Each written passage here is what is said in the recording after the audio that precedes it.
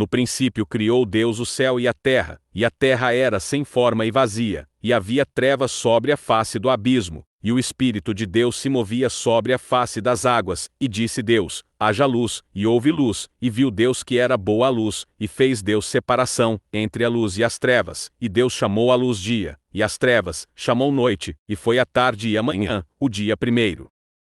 E disse Deus: haja uma expansão no meio das águas, e haja separação entre águas, e fez Deus a expansão, e fez separação entre as águas que estavam debaixo da expansão, e as águas que estavam sobre a expansão, e assim foi, e chamou Deus a expansão céus, e foi a tarde e a manhã, o dia segundo, e disse Deus: ajuntem-se as águas debaixo dos céus num lugar, e apareça a porção seca, e assim foi, e chamou Deus a porção seca terra. E ao ajuntamento das águas chamou mares, e viu Deus que era bom. E disse Deus: produza a terra erva verde, erva que dê semente, árvore frutífera que dê fruto segundo a sua espécie, cuja semente está nela sobre a terra.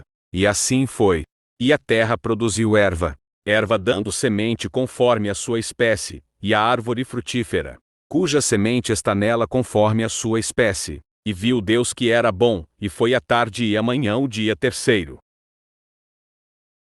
E disse Deus: haja luminares na expansão dos céus, para haver separação entre o dia e a noite, e sejam eles para sinais e para tempos determinados, e para dias e anos, e sejam para luminares na expansão dos céus, para iluminar a terra. E assim foi, e fez Deus os dois grandes luminares, o luminar maior para governar o dia, e o luminar menor para governar a noite. E fez as estrelas, e Deus os pôs na expansão dos céus para iluminar a terra, e para governar o dia e a noite, e para fazer separação entre a luz e as trevas. E viu Deus que era bom. E foi a tarde e a manhã, o dia quarto.